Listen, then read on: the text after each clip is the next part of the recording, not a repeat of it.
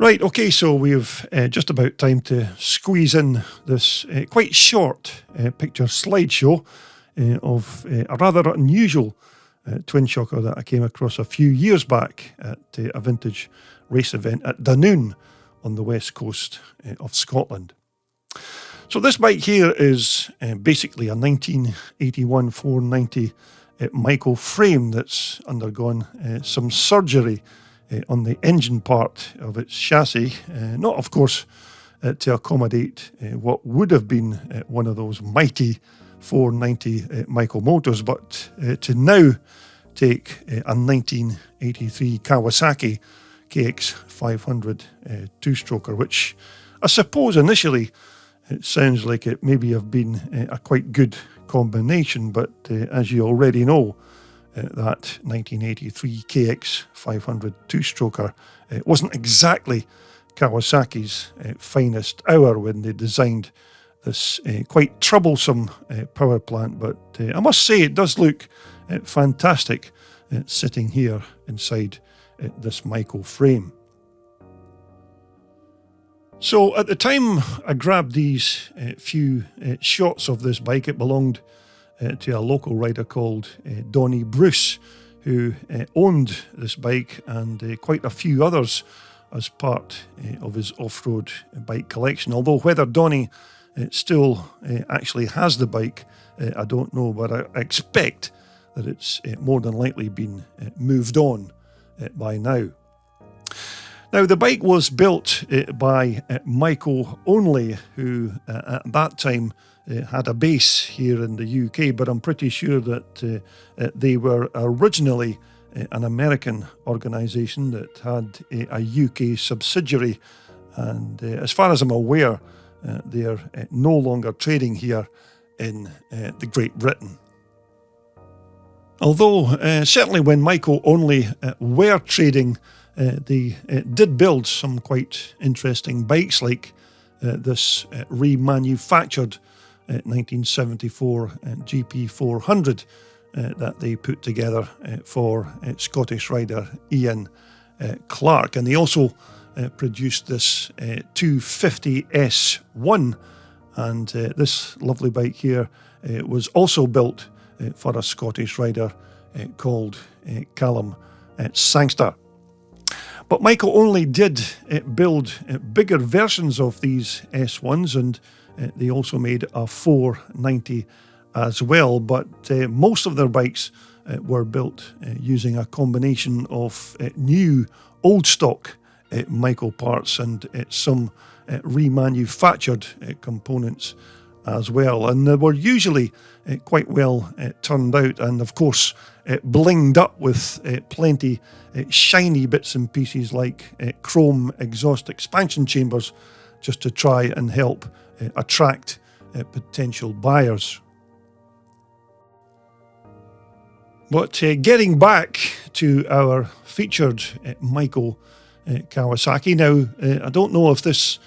actual machine here was built for a specific customer, or if it was maybe just some kind of mad notion that one of the Maico Only guys had to rip out that 490 Maico motor and shoehorn in this Japanese Kawasaki power plant instead, which on the face of it sounds like quite a good swap, although as I said, this 1983 engine, although it was Japanese, it wasn't nearly as good as the European Maico. So anyway, this KX500 reed valve two-stroker did have a decent amount of power, but it was also said that it was a bit notoriously difficult to get started, and it vibrated that bad that it would almost knock your teeth out of your mouth. And not to mention that this engine here also had a very slight tendency to self-destruct. And I do remember when the Dirt Bike magazine tested this motor back in 1983, which of course at that time was sitting inside a Kawasaki frame, but when they tested it, they were using phrases like it was a fuse looking for a light, and others were commenting that this engine was almost unrideable, and it was one of the most violent dirt bike motors that they'd ever tested, because the power band on this motor was so narrow. But of course, these were the days when these big, brutal 500 open class two-stroke motors were being used in desert racing, and the vast open spaces certainly suited the raw power of these big bore engines. But in terms of the big 500s being used in motocross racing, it was certainly a special breed of pilot who slung their leg over these powerful machines, and many said that these bikes were the staple diet for real men to ride, although unfortunately real men were a bit few and far between, and not that easy to find in those bygone days. But there were a select few who could certainly master and tame these big bore bruisers. Now, most of the rest of this Kawasaki hybrid is more or less still using all of the other good parts from the 81 490 Maico, including these front forks, which are still the stock standard 81 Maico items, along, of course, with that front brake hub, although the brake backplate again on this bike is a remanufactured alloy Maico Only item. But these Maico suspension units certainly did work very well on the 490, so I can understand why the guys at MO used them on this hybrid machine, because even for an older 81 Twinshocker, these forks still performed extremely well. Now, I expect that whoever it was that was responsible for building this Kawasaki Maico creation could have put all manner of rear shocks or suspension systems onto the back of this bike, but in the end it looks like they've opted to use a pair of these Swedish Öhlins units, which of course isn't exactly a bad choice, because these Öhlins are without doubt good quality and highly tunable as well, and they're also fully rebuildable, so in that way you can customize them to your own personal weight and riding style as well.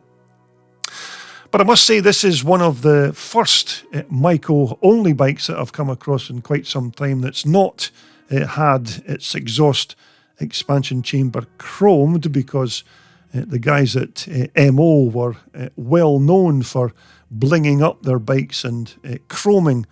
things like the motor's expansion pipes, although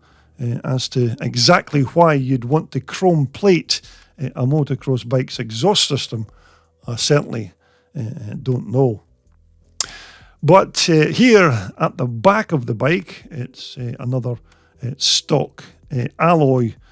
type of tailpipe, which again was another part that Maico Only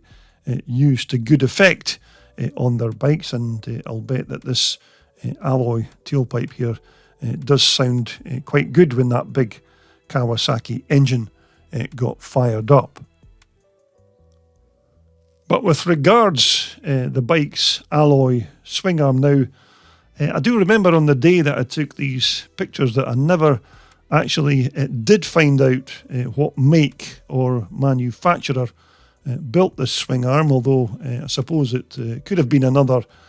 special handmade part for Maico Only, although I did also hear that this swing arm looked like it could possibly be a KTM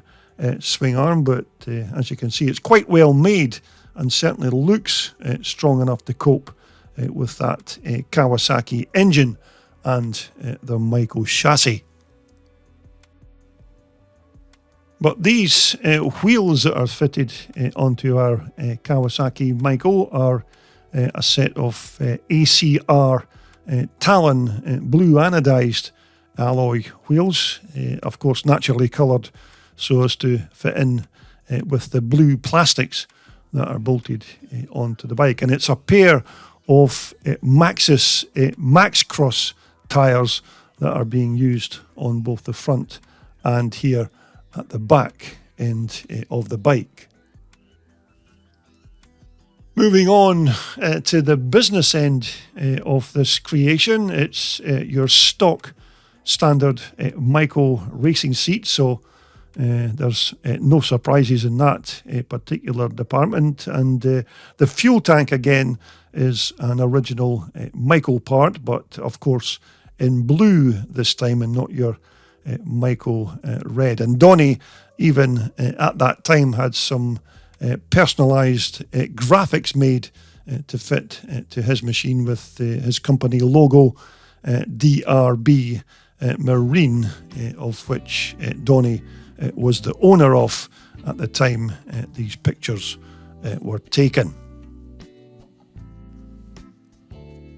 But these kind of quite unusual combinations were quite common for Maico Only back when they were still trading here in the UK. And to be fair, they did turn out some quite good looking bikes, although the prices for some of their S1250s and 490 models weren't exactly cheap, so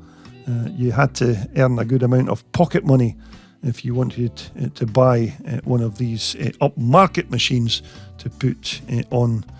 to the racetrack. But personally speaking, a normal run-of-the-mill 1980s 400 or even 490 was every bit as good as one of these MO machines, if not better. And of course, they were a whole lot cheaper as well. But at the end of the day, this is still quite an interesting build, but a bit of a shame that they had to butcher up a perfectly good 81 490 frame just to shoehorn in this 500 Kawasaki engine, which, as I said, wasn't the most reliable and powerful motor of its time, and probably maybe something like a big Honda or Yamaha two-stroke power plant might have been a much better option to slot into this fantastic Maico chassis.